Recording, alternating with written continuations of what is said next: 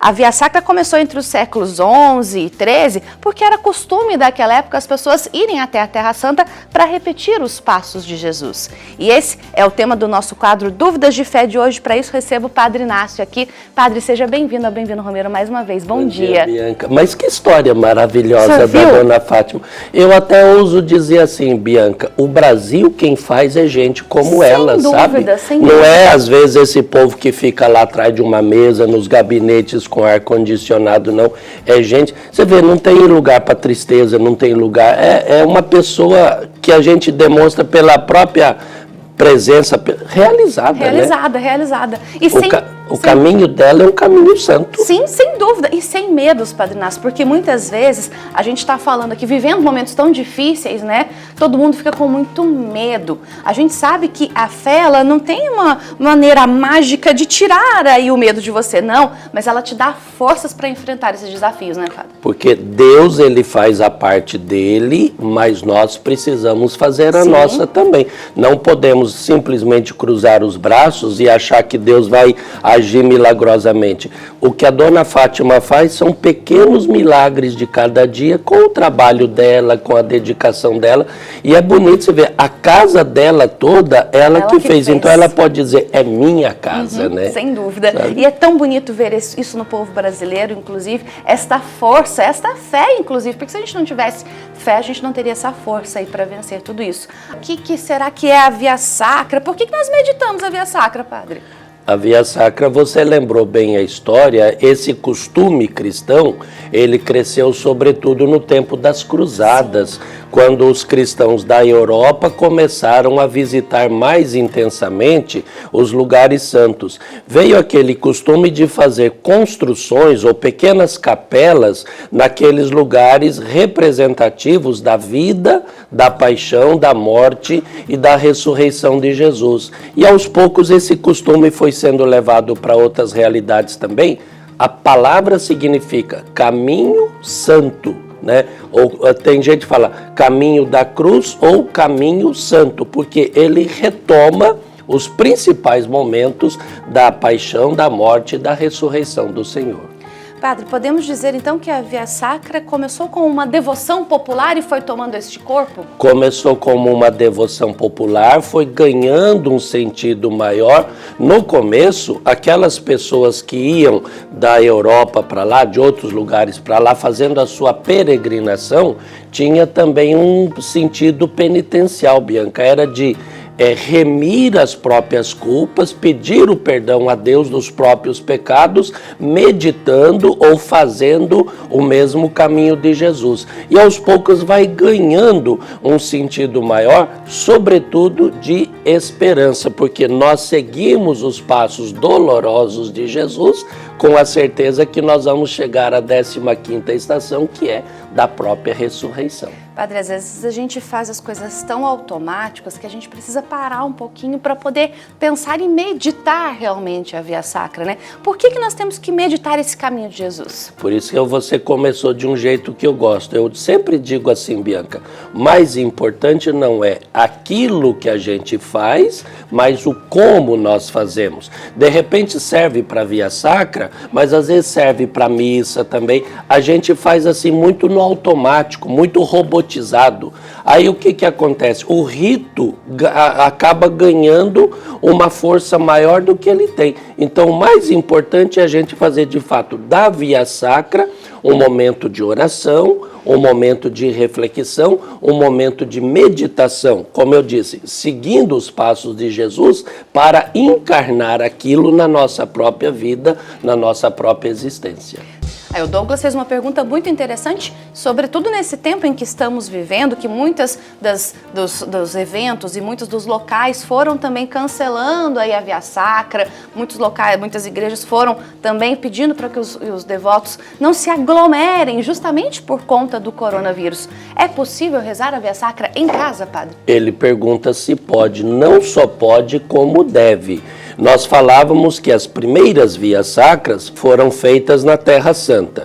E ali depois, através dos franciscanos, sobretudo, a Via Sacra foi sendo levada para outros lugares e veio esse costume de se construir o que nós chamamos as estações da Via Sacra.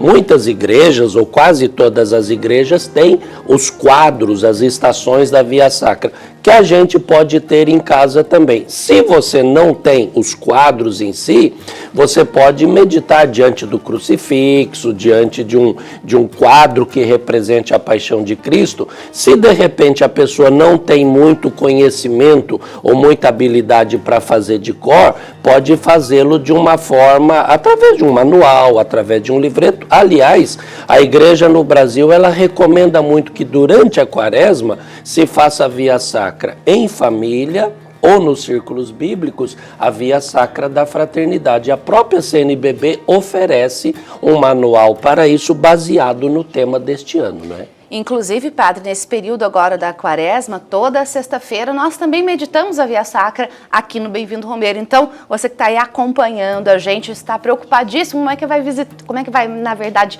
meditar a Via Sacra na sexta-feira, é só acompanhar conosco, tá bom? Bem-vindo Romeiro começa todos os dias aqui a partir das 15 para as 8, você vai meditar com a gente a Via Sacra na sexta-feira. Agora, padre, por que tem gente que reza a 15ª estação, tem gente que não reza a 15ª estação neste período agora da quaresma? Por que a gente pode optar por isso? Originalmente, na Via Sacra tradicional, não havia a 15ª estação. Só que com o passar do tempo, a igreja, as comunidades começaram a achar que estava faltando alguma coisa. Porque a nossa certeza e a nossa fé é sempre essa. Nós também passamos pela paixão de Cristo para terminar na ressurreição. Por isso, é uma forma opcional que veio depois de se celebrar a 15ª estação, celebrando a ressurreição de Jesus. Inclusive, o próprio Padre Zezinho, os nossos que estão acompanhando vão se lembrar, ele tinha uma música que o refrão, e mataram a Jesus de Nazaré. Ele, tanto que depois de vários anos, ele acrescentou uma última estrofe nesse cântico só justamente para falar da ressurreição, porque muda a compreensão quando nós entendemos assim, Bianca, que o sacrifício de Jesus ele não foi em vão, ele passou pela paixão para terminar na ressurreição. Também muito interessante essa pergunta da Débora. Podemos, padre, meditar em qualquer época?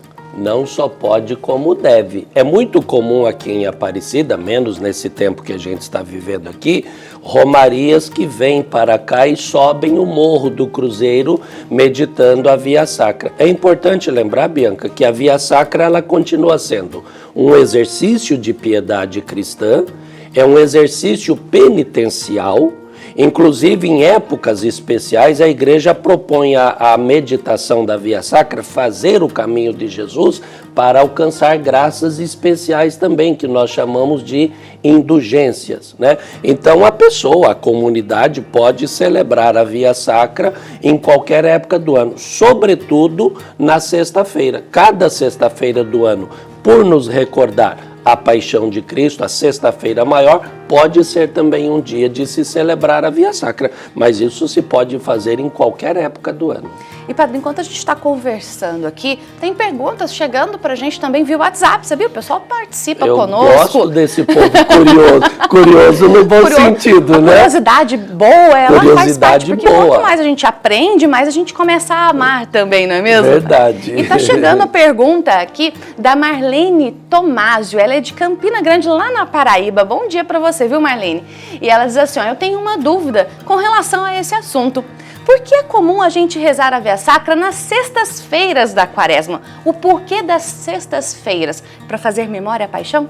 Isso. Antes de tudo, se me permite, um grande abraço para os redentoristas. Tem redentorista em Campina Grande também, lá na paróquia do Botocongó, paróquia Santuário Nossa Senhora do Perpétuo Socorro. Como eu falei, as pessoas, elas até hoje chamam a Sexta-feira Santa de Sexta-feira Maior. Aí na Sexta-feira Santa a gente tem aqueles hábitos, né, de penitência, de jejum, de oração redobrada. Esse costume da Sexta-feira Santa, Sexta-feira Maior, porque Jesus Cristo nos deu a própria vida. Ele passou também para as demais sextas-feiras, que continuam sendo tidas como dias de penitência. Cada pessoa, ela tem a sexta-feira e ela procura fazer algum exercício especial. Por exemplo, tem gente que não come carne na sexta-feira, tem gente que jejua um pouco mais, tem gente que procura fazer mais silêncio, porque cada sexta-feira do ano repete o sentido da sexta-feira maior, a sexta-feira santa. Porque, Bianca, cada dia da semana tem uma dedicação, sim, né? Segunda é dia de pensar nas almas, quarta é o dia do perpétuo socorro, quinta é o dia da Eucaristia, sexta da penitência, sábado de Nossa Senhora e domingo da ressurreição. Então é todo um mistério pascal de Jesus que vai se completando. Padre, eu agradeço muito a presença do senhor aqui hoje para poder nos ajudar a entender mais ainda a respeito da Via Sacra. Lembrando que sexta-feira, neste período agora da Quaresma, toda sexta-feira, nós aqui no Bem-vindo Romero vamos também meditar a Via Sacra juntinho com você. E você é nosso convidado para rezar aqui junto conosco, viu? Então, se por algum acaso você está aí pensando, nossa, eu não posso sair para ir na Via Sacra, aproveite, fique junto com a gente, porque nós vamos ajudar você nessa caminhada, viu? Obrigada, Padre. E hoje às 3h da tarde, através de todos os meios de comunicação de inspiração católica, 3h30, nós teremos o Terço da Esperança e da Solidariedade. A TV Aparecida, a Rádio Aparecida, a Rede Aparecida de Rádio vão estar ajudando o Brasil a celebrar a esperança, a solidariedade nesse tempo difícil que nós estamos passando.